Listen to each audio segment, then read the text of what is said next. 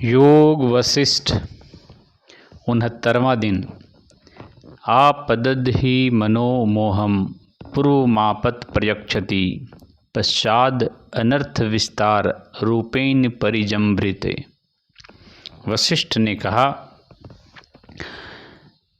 सूचिका के लिए छिपने के अनेक स्थान थे। उनमें से भूमि पर पड़ी धूल और गर्द, उंगलियां, कपड़े के धागे, शरीर के अंदर की मांसपेशियां, धूल से लथपथ त्वचा, हथेली की मैली रेखाएं तथा बुढ़ापे के कारण शरीर के वे अंग जहां मक्खियों का जमघट लगा रहता हो, कांति विहीन शरीर में, सड़े गले पत्तों के ढेर में, स्वस्थ वृक्षों से रहित क्षेत्र में, मैले कुचैले कपड़ों में, गंदी आदतों वाले लोगों में, वन उन्मूलन के कारण ठूंठ वृक्षों में जिनमें मक्खियां अंडे देती है, खड़े पानी के गड्ढों में, सड़कों पर बहती गंदी नालियों में, यात्रियों की धर्मशालाओं में और उन नगरों में जिनमें हाथी, घोड़े आदि बहुत से पशु रहते हों, वह वास करती थी।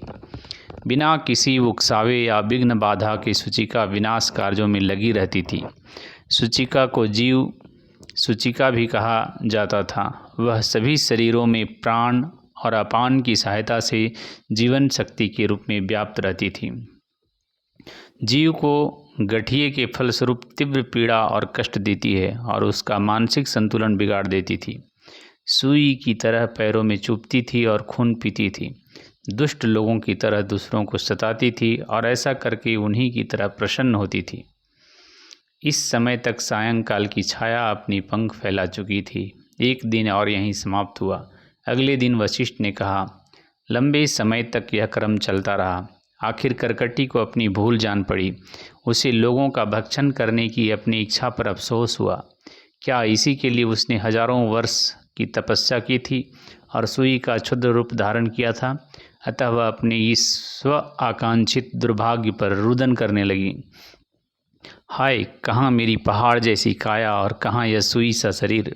मुझसे भूल हुई, मेरी बुद्धि गुम हो चुकी है और मेरी इंद्रियां काम नहीं कर रहीं। जो मन विपत्ति की ओर अग्रसर होता है वह पहले विभ्रम और दुष्टता उत्पन्न करता है और फिर यही दुख और दुर्भाग्य का रूप धारण करते हैं। मैं कभी स्वतंत्र नहीं हूँ, सदा दूसरों की दया पर निर्भर हूँ। मैं दूसरों के हाथ में खेल रही हूँ और वे जैसा नचाते हैं वैसा नाच रही हूँ। मैं दानवी रूपी इच्छा को संतुष्ट करना चाहती हूँ कि सबको खा जाऊँ, परंतु परिणाम यह हुआ कि उपचार रोग से भी अधिक भयावह निकला और भी बड़ी राक्षसी ने जन्म ले लिया। निश्चय ही मैं निरी मूर्ख निकली और अपनी विशाल काया फेंक बैठी और जानबूझकर इस सुई रूपी तुच्छ काया का चुनाव कर बैठी। तक्षण करकटी ने सभी प्राणियों के भक्षण की इच्छा का त्याग किया और हिमालय को लौट गई। फिर वह एक पैर पर खड़ी होकर तपस्या करने लगी। इस तपस्या से उसकी पूरी काया पूर्णतः निर्मल हुई और उसको परम ज्ञान की प्राप्ति हुई।